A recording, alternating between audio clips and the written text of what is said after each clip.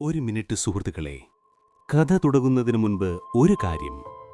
നിങ്ങൾ ഈ രാത്രിയിലെ കഥയുടെ മായാലോകത്തിലൂടെയുള്ള യാത്ര ശരിക്കും ആസ്വദിക്കുന്നുണ്ടെങ്കിൽ വീഡിയോ ലൈക്ക് ചെയ്യാനും സ്റ്റോറി ബുക്ക് സബ്സ്ക്രൈബ് ചെയ്യാനും മറക്കരുത്. ഇപ്പോൾ നിങ്ങളുടെ ബെഡ്റൂം ലൈറ്റുകൾ ഡിം ചെയ്യുക. നല്ലൊരു പശ്ചാത്തല ശബ്ദത്തിനായി ഹെഡ്ഫോൺസ് ചെവിയിൽ വയ്ക്കുക. ഇന്നു രാത്രിയിലെ ഈ യാത്രയിലേക്ക് നമുക്കൊരുമിച്ച് മുന്നോട്ടു പോകാം. എട്ടുകെട്ടിൽ പണിത പഴയൊരു തറവാട്. പകുതിയിലധികവും കാലപ്പഴക്കത്തിന്റെ ആധിക്യത്താൽ സാവധാനത്തിലുള്ള മരണത്തെ പുൽകിക്കഴിഞ്ഞു. ദേവൻ എന്ന് വിളിക്കുന്ന മഹാദേവന്റെ വീട്. KSEBയിൽ എഞ്ചിനീയറാണ് അവൻ.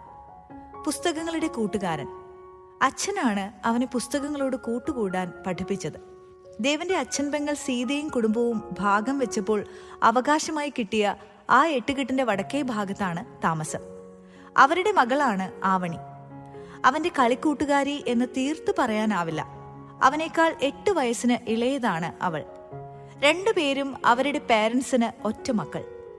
ദേവനെ പോലെ അവളും പുസ്തകങ്ങളുടെ ആരാധികയാണ്. പതിയെ പതിയെ വായന അവൾക്ക് ജീവനായി. അവളുടെ ഏറ്റവും പ്രിയപ്പെട്ട എഴുത്തുകാരനാണ് ആയുഷ്മാൻ. ആയുഷ്മാൻ എന്നാൽ ഭ്രാന്താണ് അവൾക്ക്. അവളുടെ മനസ്സറിയുന്ന എഴുത്തുകാരൻ. ആരാധന കൂടിക്കൂടി ഇപ്പോൾ അത് പ്രണയത്തിന് വഴിമാറിയിരിക്കുന്നു.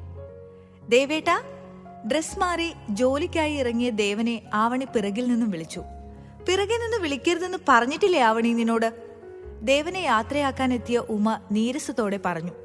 അവൾ അത് കേട്ടതായി പോലും ഭാവിക്കാതെ ദേവന്റെ അടുത്തേക്ക് ചെന്ന് അവന്റെ കയ്യിൽ തൂങ്ങി.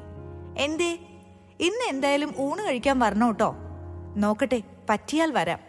പറ്റില്ല, എന്തായാലും വരണം. വന്നേ പറ്റൂ, ഇല്ലെങ്കിൽ ഞാനും കഴിക്കില്ല. ഇന്നെന്താ പ്രത്യേകത? അതൊക്കെ ഉണ്ട്, സർപ്രൈസാണ്. ശരി, ചക്കര ദേവേട്ടൻ.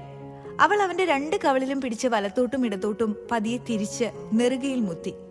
അവൻ അവളെ നോക്കി പുഞ്ചിരിച്ച് ബൈക്ക് എടുത്ത് പുറത്തേക്ക് പോയി. എല്ലാം കണ്ടുനിന്ന് ഉമയുടെ ഇഷ്ടക്കേട് മിററിലൂടെ അവൻ കണ്ടെങ്കിലും അവൻ തിരിഞ്ഞു നോക്കിയില്ല. എന്തിനു വേണ്ടിയായാലും ആർക്കു വേണ്ടിയും ആവണിയുടെ മനസ്സ് സങ്കടപ്പെടുത്താൻ അവനാവില്ലായിരുന്നു. മുഖം വീർപ്പിച്ചു നിൽക്കുന്ന ഉമയെ കണ്ട് ആവണി പറഞ്ഞു, ഊണ് കഴിക്കാൻ ഉമേച്ചിയും വന്നോളൂട്ടോ. ഇഷ്ടപ്പെട്ടില്ലെങ്കിലും ഉമയും സമ്മതിച്ചു. ബൈക്കിന്റെ ശബ്ദം കേട്ട് ആവണി ഓടി മുറ്റത്തേക്ക് വന്നു. അവൾ തന്നെ കാത്തിരിക്കുകയായിരുന്നുവെന്ന് അവന് മനസ്സിലായി. അല്ല, അവൾ തന്നെ കാത്തിരിക്കുമെന്ന് മറ്റാരേക്കാളും അവന് നന്നായി അറിയാമായിരുന്നു.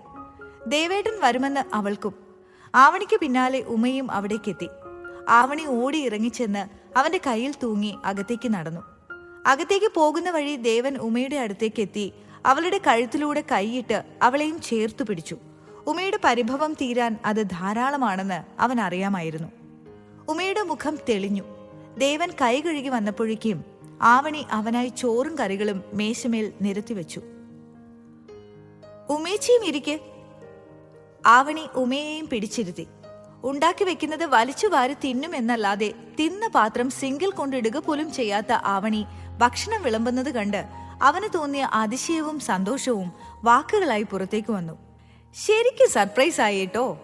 ആവണിയുടെ മുഖത്ത് സൂര്യൻ ഉദിച്ചു. എന്റെ ദേവാ, ഈ പെണ്ണിന് ഇത് എന്ത് പറ്റിയെന്നറിയില്ല. ഒരാഴ്ചയായി എന്റെ പിറകെ നടന്ന് സാമ്പാർ ഉണ്ടാക്കാൻ പഠിക്കുന്നു. ആരോടും പറയരുതെന്ന് പറഞ്ഞോണ്ടാ ഞാൻ മിണ്ടാഞ്ഞെ. എങ്ങാനും പറഞ്ഞു പോയാൽ പിന്നെ പുകിലാവില്ലേ? ആവണി അപ്പോഴേക്കും ഒരു ബൗളിൽ സാമ്പാറുമായി വന്ന് ദേവന്റെ പ്ലേറ്റിലേക്ക് വിളമ്പി. എങ്ങനെയുണ്ട് ദേവേട്ട? ഞാൻ ഉണ്ടാക്കിയതാ, നോക്കട്ടെ. ദേവൻ അല്പം സാമ്പാർ മുത്തിക്കുടിച്ചു. ഇത് നീ തന്നെയാണോ ഉണ്ടാക്കിയത്? ഒരാഴ്ചത്തെ അധ്വാനത്തെ നീ അവിശ്വസിക്കില്ലേ ദേവാ? സീത കളിയായി പറഞ്ഞു.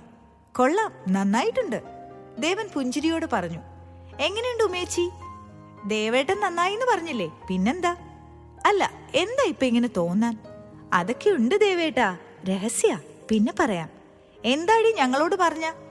ഓ, പറഞ്ഞില്ലെങ്കിലും വേണ്ട ഉമേ, അവൾക്ക് തോന്നിയില്ലോ. സന്തോഷം, സീത സന്തോഷത്തോടെ പറഞ്ഞു.